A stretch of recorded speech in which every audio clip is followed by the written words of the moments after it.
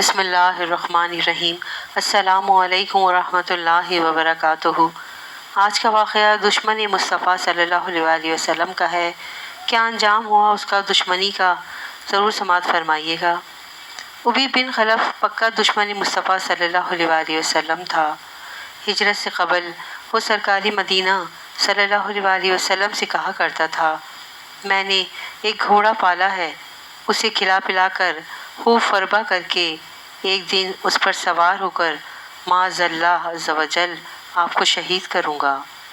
ایک بار اللہ عز و جل کے محبوب دانائے غیوب صلی اللہ علیہ وسلم نے اس سے فرما دیا، انشاءاللہ عز و جل میں ہی تجھے قتل کروں گا۔ سرکار صلی اللہ علیہ وسلم کے اس ارشاد سے اس پر دہشت طاری ہو گئی اور یقین ہو چلا کہ اب سرکار صلی اللہ علیہ وسلم اگر مجھ پر اپنا لعاب دہن بھی ڈال دیں گے تو میں مارا جاؤں گا۔ بہرحال غزوہ احد میں موقع پا کر وہ سرکار صلی اللہ علیہ وسلم کو معاذ اللہ عز و جل شہید کرنے کے ناپاک ارادے سے آگے بڑھا۔ جانثار صحابہ کرام علیہم رضوان اس کی طرف لپکے، مگر مدینے کے تاجدار صلی اللہ علیہ وسلم نے سب کو روک دیا۔ جب وہ قریب ہوا تو سرکار عالم نامدار صلی اللہ علیہ وسلم نے ایک صحابی سے پوچھا اور ایک برچھا لے کر اس کی گردن پر ہلکی سی خراش لگا دی۔ وہ بوکھلا کر گھوڑے سے گرا اور چیختا ہوا اپنے لشکر کی طرف بھاگا۔ وہ چلا چلا کر کہہ رہا تھا، خدا عز و جل کی قسم، محمد صلی اللہ علیہ وسلم نے مجھے قتل کر دیا۔ روایت میں ہے کہ اس کے چلانے کی آواز ایسی ہو گئی تھی جیسے بیل کی ہوتی ہے۔ حضرت ابو سفیان رضی اللہ تعالیٰ عنہ جو ابھی مسلمان نہیں ہوئے تھے، انہوں نے اس کو شرم دلاتے ہوئے کہا، معمولی سی خراش پر کیا چلا چلا کر آسمان سر پہ اٹھا رکھا ہے؟ وہ بولا، آپ کو کیا معلوم کہ یہ مار کس کی ہے؟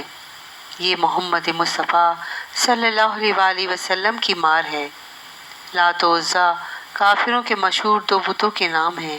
ان کی قسم، مجھے اس خراش میں اس قدر تکلیف ہو رہی ہے کہ اگر یہ تکلیف تمام اہل حجاز میں تقسیم کر دی جائے تو سب کے سب ہلاک ہو جائیں۔ محمد عربی صلی اللہ علیہ وسلم نے مکہ مکرمہ میں مجھ سے فرما دیا تھا کہ انشاءاللہ عز و جل میں تجھے قتل کر دوں گا۔ میں اسی وقت سمجھ گیا تھا کہ ان کے ہاتھوں میری ہلاکت یقینی ہے، کہ ان کی کوئی بات کبھی غلط نہیں ہوتی۔ چنانچہ مکہ پاک پہنچنے سے ایک دن قبل ہی وہ راستے میں تڑپ تڑپ کر ہلاک ہو گیا۔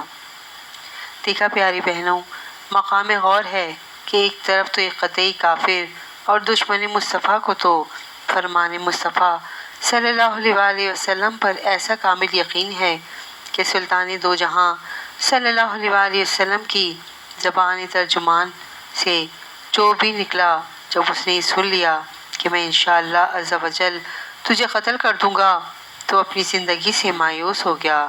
اور دوسری طرف ہم غلامان مصطفیٰ صلی اللہ علیہ وسلم کا حال یہ ہے کہ ہم اپنے پیارے پیارے آقا صلی اللہ علیہ وسلم کی محبت کا دم بھرنے، جانثاری کا دعویٰ کرنے اور سرکار صلی اللہ علیہ وسلم کے ہر فرمان پر سچے دل سے ایمان رکھنے کے باوجود نافرمانیوں کے بارے میں ان کے بیان کردہ عذاب کے معاملے میں غفلت کا شکار ہیں۔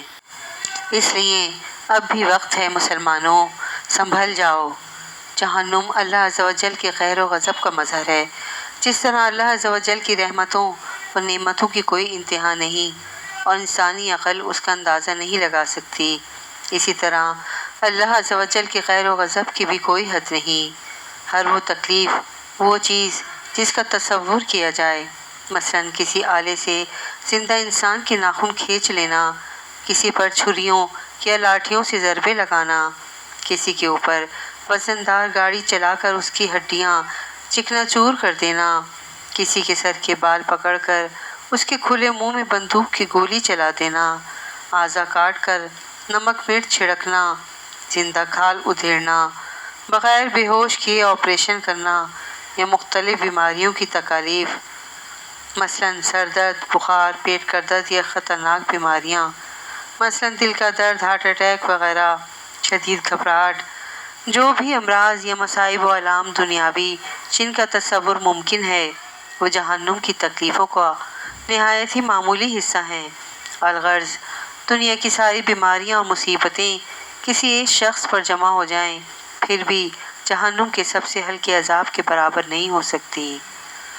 واقعہ پسند آیا ہو تو پلیز میرے چینل کو لائک اینڈ سبسکرائب ضرور کیجیے گا۔ جزاک اللہ خیراً کثیرا۔